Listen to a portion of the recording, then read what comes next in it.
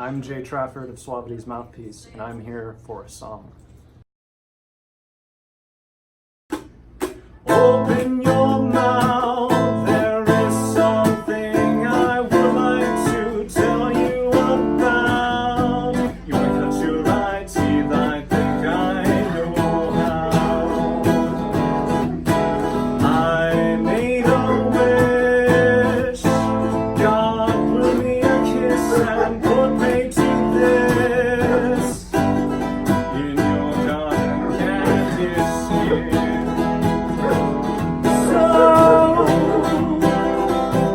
You can hand me that ring, teacher's blood courses through my veins. Don't you wanna bet that by the end of this night my teeth will be wet with your Nerdflesh?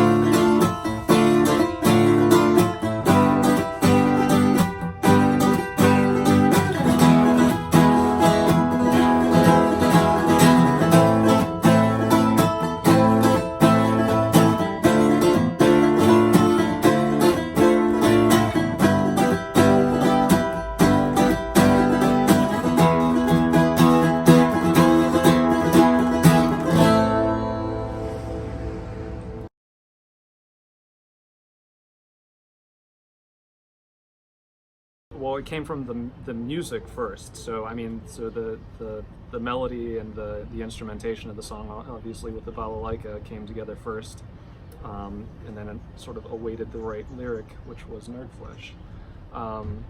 So yeah, that's one of those instances where the music came first, and then the lyrics, and it's not always that way. So, what's the Nerdflesh? What is it?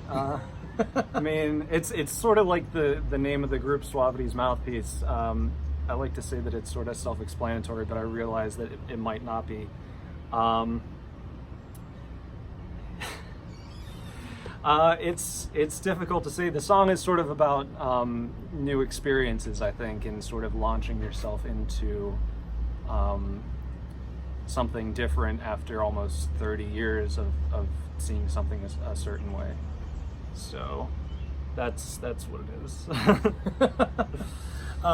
So I mean, there's some pretty interesting imagery in it, right? So like mouth and teeth, and there's some like vaguely sexy stuff in there. I feel like Very vaguely, yeah.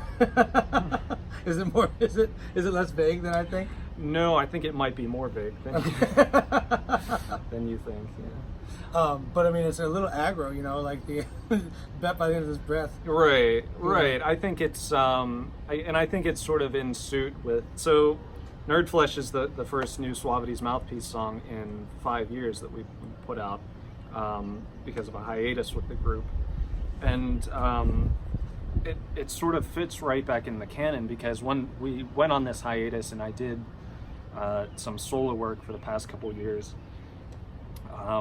I didn't really know how to approach that after being with the group for a good number of years. So I was sort of doing something different with solo work, just writing for myself, whereas I'm writing for a group, and now I'm back to writing for a group, and it sort of just fit back in, which was nice. I didn't have to, it wasn't a learning curve getting back into the group. Do you find it different? Like because why do you find it different, the difference between like J Trafford as a solo entity and like the Suavity's Mouthpiece? Because I started Suavity's Mouthpiece to write ensemble music for specific people, for different people other than myself, obviously, playing solo. So the instrumentation of these songs, and as a result the melodies that I come up with, sort of arranging them has to do with these certain players in the group. So I know what they are interested in playing. I know sort of the things that keep them engaged with the song, and afterward they'll like, oh, I really like playing that. So that's why it's different. It was actually more difficult for me to have to be solo and sort of think, well, what am I going to write for myself again? Because I had done that before I started the group, and then going back to it, I was like, all right, well, I'm going to be performing on my own again. There's only so much that I can do on my own. What do I like? I had sort of forgotten that for a period of 5 years. What do I like writing for myself?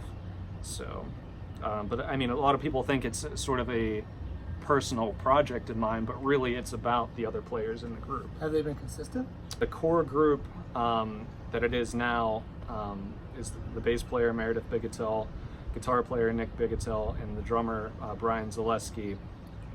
That's sort of been solid since 2013, so about 6 years. So does the lyrical content change, or like the melodic structure of things?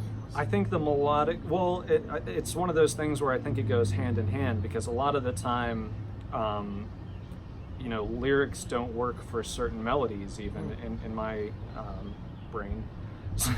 Not necessarily, I mean, I'm sure some of the things could go over perfectly fine with other melodies, but I sort of tie the lyrics to the melodies, and the rises and falls sort of are planned within sort of the emotional content of the lyrics. So it's possible. I'm not sure I can answer that. I don't really know the answer to that question. I mean, the music is different than the solo music, I think. And again, it might not seem that way, but it seems that way to me. So I think it's sort of my perspective kind of thing, and I think it's different. So like this, like I said, is like really there's a lot of great imagery in it, and it seems like relationship based, or like there's a physicality to it in a lot of the there's a lot of like body parts and human nature. There's not just human. There's a lot of flesh. I mean, so it's interesting to me because it does feel it's bold, and it sits like the melody reminds me a lot of like Morrissey, or even some like bands influenced by like Eastern European stuff, like Devotchka or something like that. So is that kind of like was that kind of the aim, or like where was this coming from? Obviously, like the music originated there, but it hooked you to a point where you're like, that's a thing, and then I'm gonna finish this thing. So like, what was the what were you aiming? Well, the refrain, I think, is something sort of getting into that major refrain is something that I think that I wanted to do for a while, and I put off doing in my solo work until I got back with SM, because I wanted to do it with the group. But for musicians, that chord change from C to D minor to A minor sort of thing reminds me of a You've Lost That Love and Feeling kind of thing. That's sort of the same kind of chorus movement. So I think that was the key between, that was the key that fixed everything between the sort of Eastern European balalaika folk sound and the rest of the song. That sort of connected the puzzle and sort of made it what it is, I think. Like brought the pop element to it? Possibly. It's for other people to decide if it ends up popular or not. Right. Pop is popular for sure. Right. But there's ways to aim at trying to make things poppy. Right. And we know that the origin of the word pop is popular music, and that is obviously for the markets to decide. But like, there's a way to aim things at like what is now known as pop. Right, taking it away from the etymology of it. Yeah, well, like one of the things that Spector said was it's always great to have a #1 record rewriting the La Bamba chord progression. So I think that's sort of where that element of pop came from, is that's essentially what I was aiming for in the refrain.